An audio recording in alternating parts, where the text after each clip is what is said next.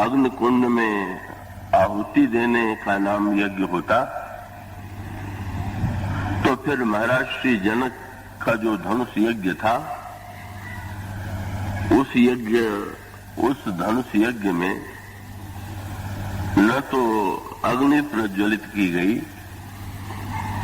और न स्थूल रूप से कोई आहुति दी गई।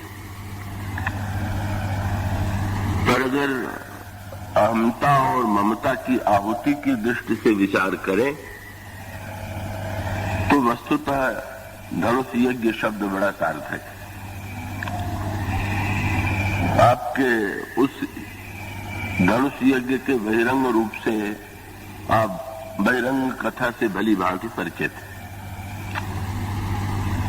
महाराज श्री जनक ने ये प्रतिज्ञा की कि शंकर जी के इस प्रख्यात धनुष को का जो व्यक्ति तोड़ेगा उसी को मैं अपनी कन्या सीता का अर्पण करूंगा। महाराज श्री जनक के द्वारा ये की जाने वाली प्रतिज्ञा बहिरंग दृष्टि से बड़ी अटपटी प्रतीत होती, और वो अटपटी इस दृष्टि से प्रतीत होती है कि किसी व्यक्ति के प्राचीन काल में भी जब स्वयंवर की परंपरा थी और जहां पर वर के योग्यता की परीक्षा ली जाती थी, तो उसका तो साधारण नियम यही है कि योद्धा या वीर का कौशल ये है कि वो लक्ष्य भेद कर सके। तो जैसे महाभारत में कथा आती है, महाराज श्री द्रुपद ने अपनी कन्या द्रौपदी के लिए स्वयंवर सभा का आयोजन किया और उस स्वयंवर सभा के मंडप में एक यांत्रिक मछली बनी हुई थी जो निरंतर तीव्र गति से चलती रहती थी, और नीचे तेल का एक बर्तन रखा हुआ था जिसमें उस मछली का प्रतिबिंब दिखाई देता था। वहीं पास में धनुष और बाण रखा हुआ था, और महाराज श्री द्रुपद ने ये कसौटी बनाई थी कि बिना ऊपर देखे केवल कड़ाह में मछली का प्रतिबिंब देख करके उस मछली के नेत्र को जो भेद देने में समर्थ होगा, वही व्यक्ति मेरी कन्या द्रौपदी को प्राप्त करने में सक्षम होगा। महाराज श्री द्रुपद की ये परीक्षा बड़ी स्वाभाविक थी, और इसी परीक्षा में अंत में अर्जुन ने सफलता प्राप्त की और उन्होंने उस चंचल मछली को, उसके नेत्र को बिना ऊपर देखे नीचे ही दृष्टि रख करके प्रतिबिंब देख करके उसकी आंखों में बाण चला करके उसको वेद दिया, और महाराज श्री द्रुपद ने अपनी कन्या द्रौपदी अर्जुन को अर्पित की। तो महाभारत की ये कथा बड़ी स्वाभाविक प्रतीत होती है। पर महाराज श्री जनक ने जो प्रतिज्ञा की वो उतनी ही विचित्र और अटपटी थी, और इसी अटपटेपन का परिचय तब सामने आता है जब धनुष टूटने के बाद परशुराम जी आते हैं, और परशुराम जी महाराज जनक से जब पूछते हैं कि इस धनुष को किसने तोड़ा, तो ऐसा पूछते हुए ये महाराज श्री जनक के लिए एक बड़े कठोर शब्द का प्रयोग करते हैं, और वो कठोर शब्द है कहू जड़ जनक धनुष के ही तोड़ा। अरे मूर्ख जनक, ये बता कि इस धनुष को किसने तोड़ा। तो धनुष तोड़ने वाले के विषय में पूछना कि इसमें तो कोई आपत्ति नहीं,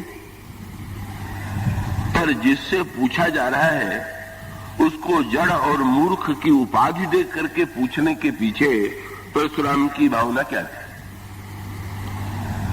परशुराम जी ये कहना चाहते थे कि धनुष तोड़ने वाले ने तो बहुत बड़ा अपराध किया ही है, पर तोड़ने वाले के मूल में ये जो धनुष तोड़ने का कार्य संपन्न हुआ है, इसके मूल में तुम्हारी जड़ता और तुम्हारी मूर्खता। तुमने यदि ये प्रतिज्ञा न की होती कि धनुष तोड़ने वाले को मैं अपनी कन्या दूंगा, तो कोई व्यक्ति धनुष तोड़ने की चेष्टा न करता। तुम इतने बड़े मूर्ख हो कि विश्व के इतिहास में किसी व्यक्ति ने आज तक ये प्रतिज्ञा नहीं की, किसी योद्धा के योग्यता की परीक्षा धनुष को तोड़ना नहीं है, धनुष को चलाना है। किसी वस्तु को तोड़ देने में कला नहीं है, उसका सदुपयोग करने में कला है। और धनुष का उपयोग तो यही है कि उस पर बाण रख करके लक्ष्य का भेद किया जाए। ऐसी स्थिति में अगर तुम्हें अपनी कन्या के लिए योग्य वर की आवश्यकता थी, तो तुम्हारा कर्तव्य ये था कि तुम ये प्रतिज्ञा करते कि जो शंकर जी के धनुष के द्वारा लक्ष्य भेद करेगा उसे मैं अपनी कन्या दूंगा। और अगर उस धनुष का प्रयोग लक्ष्य भेद में किया गया होता तो मुझे कोई आपत्ति न होती, पर तुमने धनुष तोड़ने की प्रतिज्ञा, और ये प्रतिज्ञा तो हर दृष्टि से तुम्हारी जड़ता का प्रमाण है। परशुराम जी का संकेत इस ओर था कि भगवान शंकर के द्वारा इस धनुष को पाने के बाद तुम न जाने कितने वर्षों से धनुष की पूजा कर रहे थे, और इस तरह से जब किसी मूर्ति की या किसी चिन्ह की व्यक्ति पूजा करता है तो वो तो निरंतर इस बात के लिए सावधान रहता है कि जिस मूर्ति की वो पूजा करता है वो कहीं टूट न जाए। मूर्ति को लोग कितना संभाल करके पूजा करते हैं, मूर्ति खंडित न हो जाए इसकी कितनी चिंता करते हैं। परशुराम जी का तात्पर्य ये था कि जिस धनुष की तुमने इतने दिनों तक पूजा की, तो उसी धनुष को तुमने तोड़वा दिया। क्या ये तुम्हारी मूर्खता और जड़ता नहीं? तो परशुराम जी के क्रोध की बात को अगर अलग करके देखें तो ये प्रश्न होना स्वाभाविक है कि इस प्रतिज्ञा का उद्देश्य क्या था। और महाराज श्री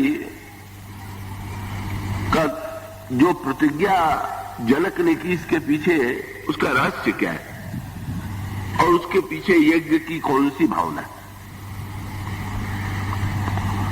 तो सबसे पहले एक संकेत मैं आपके सामने करूंगा। भगवान श्री राम के चरित्र में आपको धनुष के साथ 4 वस्तुएं मिलेंगी। धनुष को चलाना, धनुष को खींचना, धनुष को तोड़ना और सबके अंत में धनुष को छोड़ना। आप चारों प्रसंगों पर दृष्टि डालें। जब विश्वामित्र भगवान श्री राम को अपनी यज्ञ रक्षा के लिए लेकर के जा रहे थे, उस समय सबसे पहले ताड़का आती है। सुनी ताड़का क्रोध कर ढाई, और तब विश्वामित्र जी ने भगवान श्री राम से कहा कि राघवेंद्र, धनुष पर बाण रखो और बाण के द्वारा इस ताड़का का वध करो। श्री राम ने धनुष पर बाण रख करके बाण का संधान किया, ताड़का का वध किया। ये विश्वामित्र की प्रेरणा से भगवान राम धनुष चलाते हैं, बाण चलाते हैं धनुष के ऊपर। और परशुराम जी के संदर्भ में, परशुराम जी के अंतःकरण में जब बाद में संशय हुआ कि कहीं मुझी से तो कोई भूल नहीं होती है, नहीं हो रही है। तो उन्होंने श्री राम से कहा कि मैं चाहता हूं कि मेरे पास जो विष्णु भगवान का धनुष है तुम उसको चढ़ा करके दिखाओ, तुम अपनी ओर खींचो और चढ़ाओ तो मैं समझ लूंगा कि तुम ईश्वर।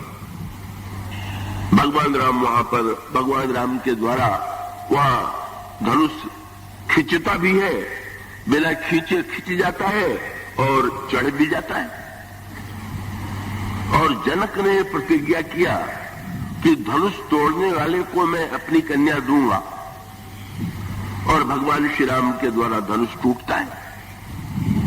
धनुष को चढ़ाना, धनुष को खींचना, धनुष को तोड़ना,